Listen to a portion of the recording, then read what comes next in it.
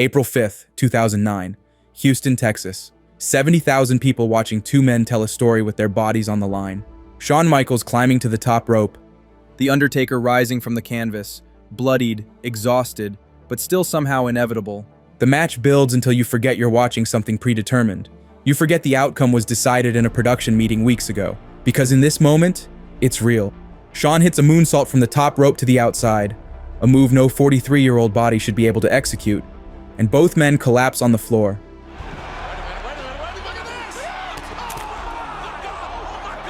The referee counts. The crowd counts. And for just a second, you believe someone might actually not make it back into the ring. They do. Of course they do. And the match continues for another 15 minutes of near falls and reversals, and moments where the impossible almost happens.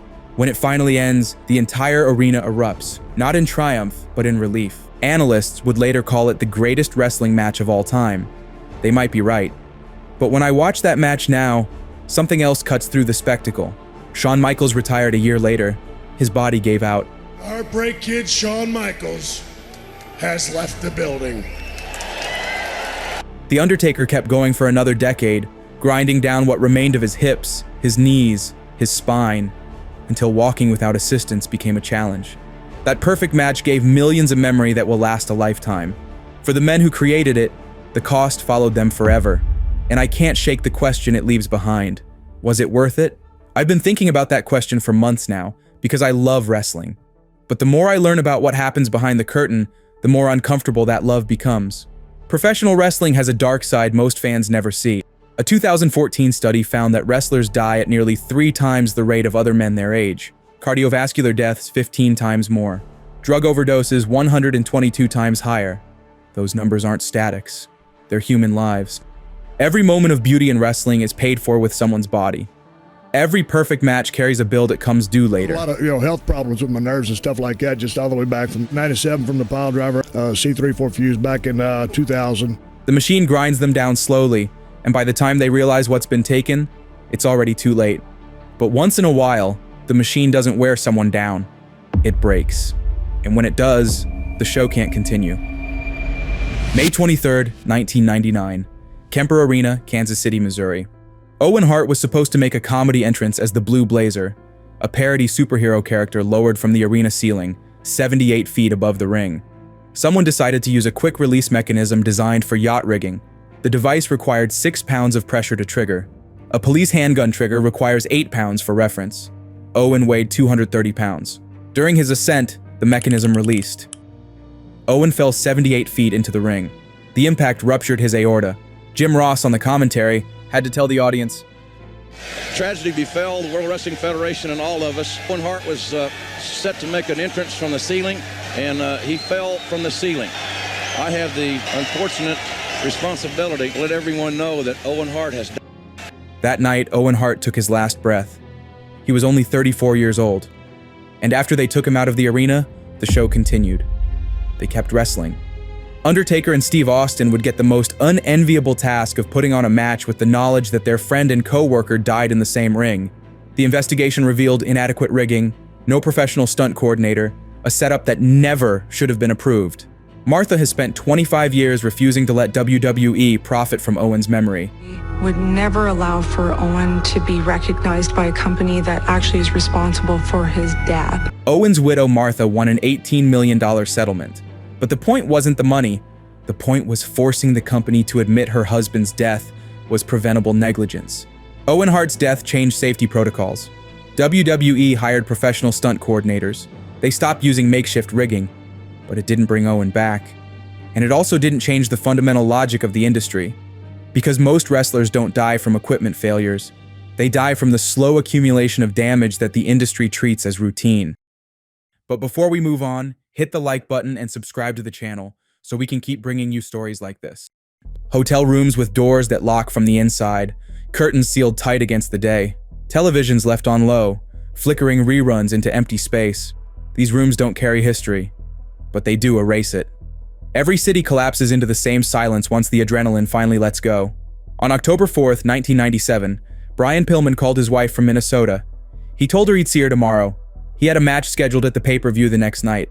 The next morning, his friend found him unresponsive. He was 35 years old. The autopsy listed arteriosclerotic heart disease, a genetic condition that had also killed his father. But they also found bottles of painkillers, muscle relaxers, traces of... Brian Pillman wasn't a drug addict. He was a professional wrestler with a catastrophically injured ankle that required multiple surgeries and left him in constant pain. Professional wrestlers were classified as independent contractors, not employees, which means no health insurance, no paid medical leave, no workers' compensation. If you're injured, you don't work. If you don't work, you don't get paid. So you find a way to work through it. You do whatever it takes to keep moving. Brian Pillman's father lived with that heart disease for decades. Brian got only 35 years, because the machine required him to work through injuries that should have ended his career. The day after Brian died, Vince McMahon put his widow on live television. Less than 24 hours after finding her husband dead, Vince McMahon interviewed her on Monday Night Raw for ratings. Have you had any opportunity to think about what you now as a single parent will do to support your 5 children? Vince, I don't even really know what day it is. I don't know what I'm gonna do. The Wrestling Observer newsletter called it the most disgusting promotional tactic. And they were right. But here's what makes this worse. When a wrestler works through obvious injury, the audience sees genuine toughness. That authenticity generates emotional investment, which creates more pressure to keep performing while injured. The cycle continues until the body fails in a way that can't be managed or concealed. Eddie Guerrero's relationship with substances started when he was 10 years old. By the time he reached professional wrestling, dependency wasn't something he developed. It was something he carried. In 2002, it all came crashing down. His wife Vicky found him so impaired he couldn't stand. WWE fired him. Vicky left him. He lost access to his children, but Eddie made a choice. He got serious about recovery. He did the brutal, unglamorous work of rebuilding himself. He reconciled with Vicky. He reconnected with his faith. And then he came back to WWE and did something I've never seen another wrestler do. He made his real-life struggles with addiction part of the story. I really hope you are addicted to losing. Eddie responded, I am an addict. About 3 years ago, Holmes, they carried me straight into rehab. Through all that time, bro, through all those 3 years, not only did I wind up losing my job, I lost my wife, I lost my kids, and I lost myself. I disgraced my race, I disgraced my family, and I disgraced myself. Day by day, I have earned my life back. See, when I step into this ring, yeah, bro, I am addicted. I'm addicted to the high that I get from them. I'm addicted to the high that I get when I go home and I tell my family, hey, I'm doing it. When he beat Brock Lesnar for the WWE Championship on February 15th, 2004, the emotion was real. His mother and daughters in the ring. And that's Eddie's mom right there. Eddie Guerrero. For Eddie, this wasn't just a scripted win. It was proof that redemption was possible. He stayed sober for 4 more years. He was present for his family. He rebuilt everything he'd destroyed. And then, on November 13th, 2005, Chavo found him unresponsive in a Minneapolis hotel room. Eddie Guerrero was 38 years old. The autopsy revealed heart failure from arteriosclerotic heart disease, enlarged heart, enlarged organs, signs of long-term cardiovascular stress. He had been clean for 4 years, but the damage was already done. Years of substance abuse combined with the physical punishment of wrestling had created structural problems that sobriety couldn't reverse. Even redemption couldn't save him. Eddie's death hit the wrestling industry hard. WWE created the Talent Wellness Program in 2006, mandatory cardiovascular testing, random drug screening, rehabilitation services. It helped. Fewer young wrestlers died suddenly after 2006, but wrestlers were still independent contractors. They still don't get guaranteed healthcare. They still can't take extended medical leave without losing income. The system that killed Brian Pillman and Eddie Guerrero is still in place. It's just better at managing the liability. But the damage didn't stop. It accumulated quietly, night after night, town after town. The consequences arrived one at a time, isolated, contained, easy to file away and move past, until one weekend when the system stopped leaking and finally ruptured. But before I go any further, I need to be clear about something. What I'm about to describe isn't a cautionary tale dressed up as content. There's no storyline here, no meaning to pull from the wreckage. What it is a record of something so disturbing that even recounting it still tightens my chest. June 22nd through June 24th, 2007, Fayetteville, Georgia. That Mr. Benoit had murdered his wife by asphyxiation. The same for his son Daniel, and then maybe later on had committed suicide by hanging himself in the basement area. The details were gruesome. He strangled Nancy, he sedated Daniel, waited until he was asleep, and suffocated him. He placed a Bible near each of their bodies. He sent a text message to a friend, then he went to his home gym and hanged himself. When the news first broke, WWE didn't know any of this. They aired a tribute. They treated it like another sudden death in an industry already conditioned to loss. Chris Benoit, his wife Nancy, and their son Daniel are dead. Then the truth surfaced. Chris Benoit was erased. Therefore, other than my comments, there will be no mention of Mr. Benoit's name tonight. No video packages, no Hall of Fame discussion, and that response made sense. Because nothing about what he did deserves to be remembered fondly. But the autopsy raised a question that couldn't be buried alongside his name. Chris Benoit's brain was destroyed. Dr. Bennett Omalu found advanced chronic traumatic encephalopathy, damage so severe it resembled the brain of an elderly Alzheimer's patient. This marked the first confirmed case of CTE in a professional wrestler. Benoit's signature move was the diving headbutt. After breaking his neck in 2001, during the match, I ruptured a disc which fragmented into my spinal column. Doctors told him to stop. He refused. He believed the move was inseparable from who he was in the ring, so he kept doing it. Hundreds of times, over more than a decade. Each impact took something with it. None of this excuses what Chris Benoit did. There is no justification. As Paul Heyman said, only one person had the choice behind it. The other two didn't have a choice to die. So if that's your boy, fuck you. Andrew Martin, better known as Test, died on March 13th, 2009. He was 33 years old. The cause was ruled an accidental overdose of oxycodone. When doctors examined his brain, they found severe CTE, the same degenerative condition documented in NFL players. It affected impulse control, pain tolerance, decision-making, the very systems responsible for restraint. Dr. Bennett Omalu confirmed what had been whispered for years. Wrestlers were sustaining the same neurological trauma as football players, without comparable medical infrastructure. Test was no headliner. His name didn't anchor documentaries. His death didn't linger in public memory. Fans moved on quickly. But inside the system, it mattered. WWE had to respond. The wellness program expanded. But while the changes reduced sudden deaths, they did not eliminate the outcome. Edward Fatu, Umaga, passed away on December 4th, 2009. He was 36 years old. The cause was a heart attack triggered by acute toxicity from multiple substances. An enlarged heart was found during examination. Umaga failed the wellness policy twice. After the second failure, he was offered company-funded rehab. He declined. 6 months later, he was gone. I don't know whether the testing missed it, whether the system prioritized documentation over disruption. What I do know is the pattern remained intact. High-level performance demands physical sacrifice. Compelling stories demand visible damage. Years of repetition turn that damage permanent. The system learned how to slow the collapse, but it never cared about it enough to stop it. What does it mean to survive professional wrestling? Because survival isn't binary. You can make it out and still be destroyed. Chyna was the first woman to compete on equal terms with men in WWE.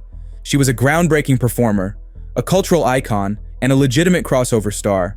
She died alone in her apartment in 2016 at age 45. Overdose. Mixture of prescription drugs and alcohol. After her wrestling career ended, she struggled to find footing.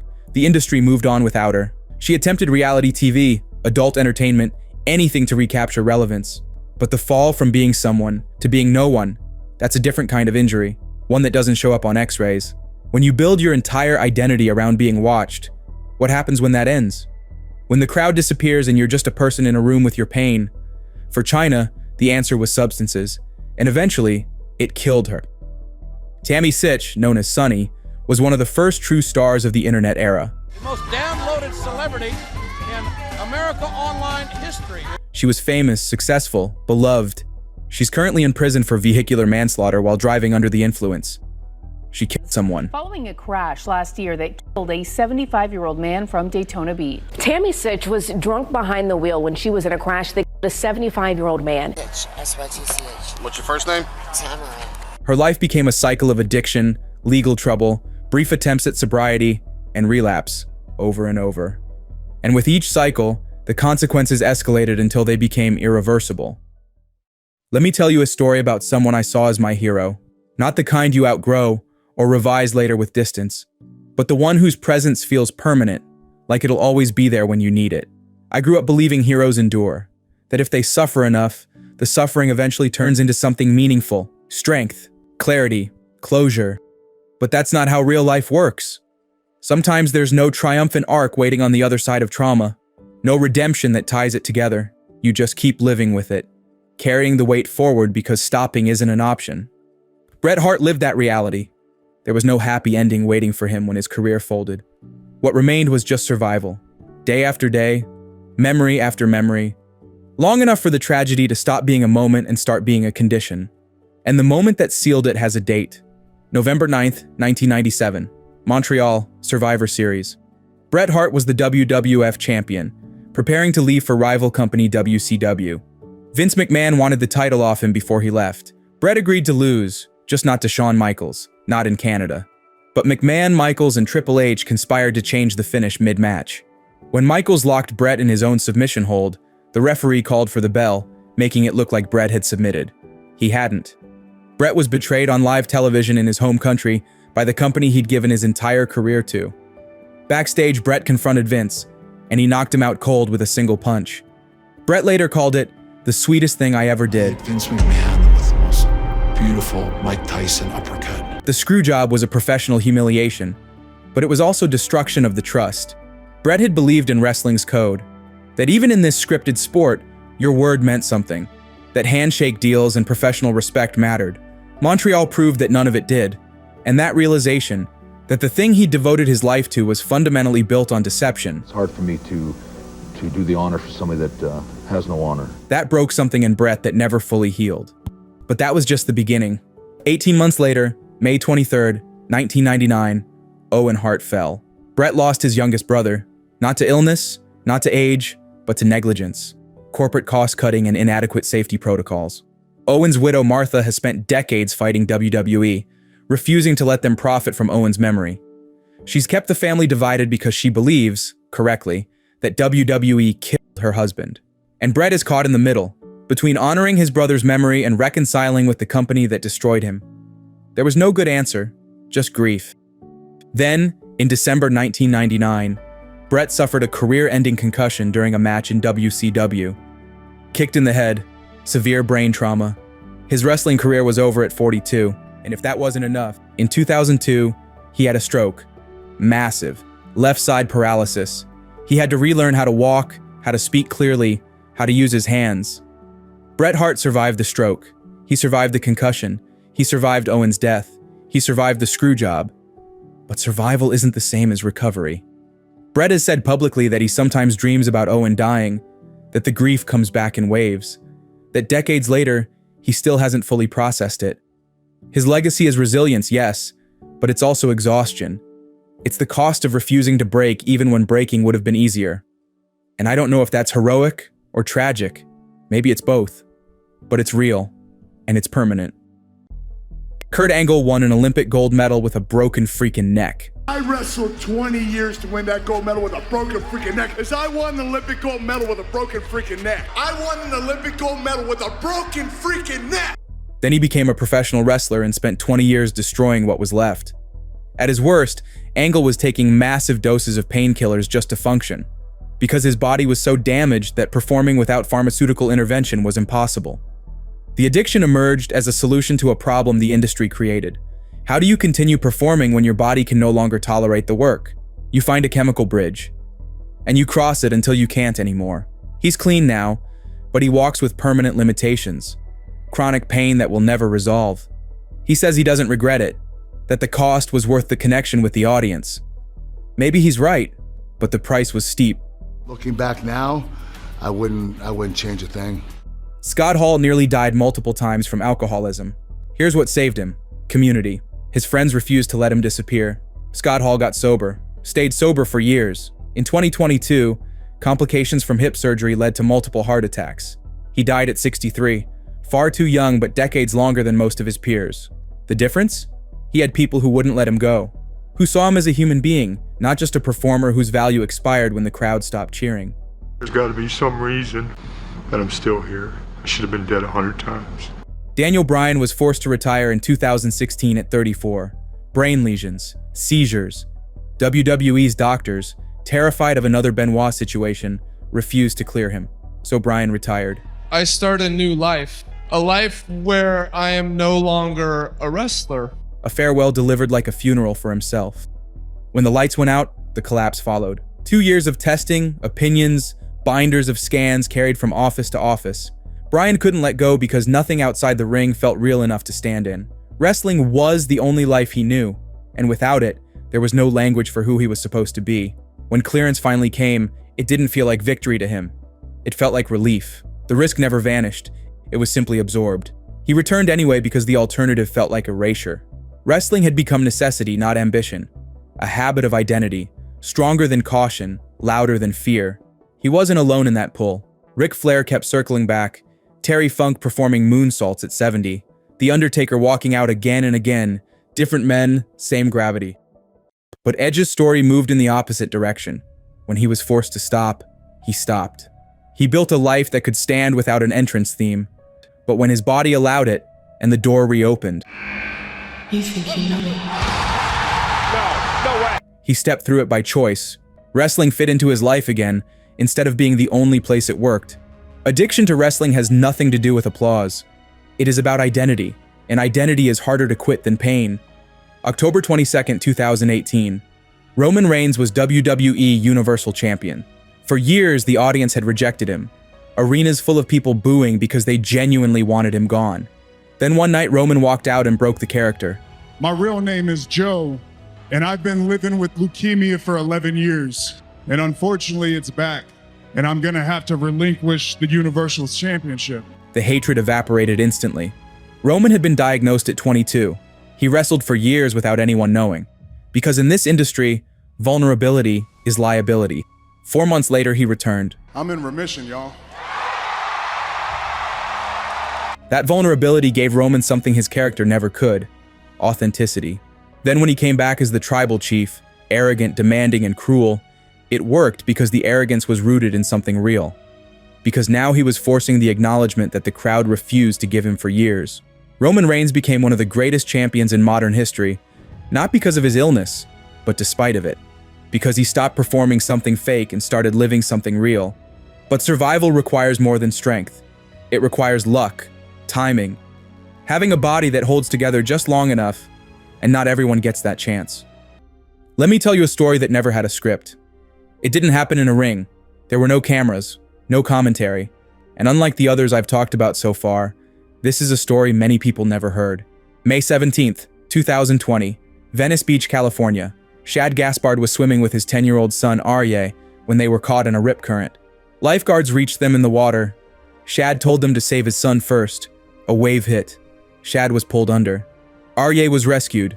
3 days later, Shad's body washed ashore. Have identified a body that washed up early this morning as that of a missing WWE star. He was 39 years old. That's the entire story. No addiction, no CTE, no corporate failure, just a father who made a choice. Shad Gaspard was never positioned as a major star. He was part of Crime Time alongside JTG, a mid-card tag team.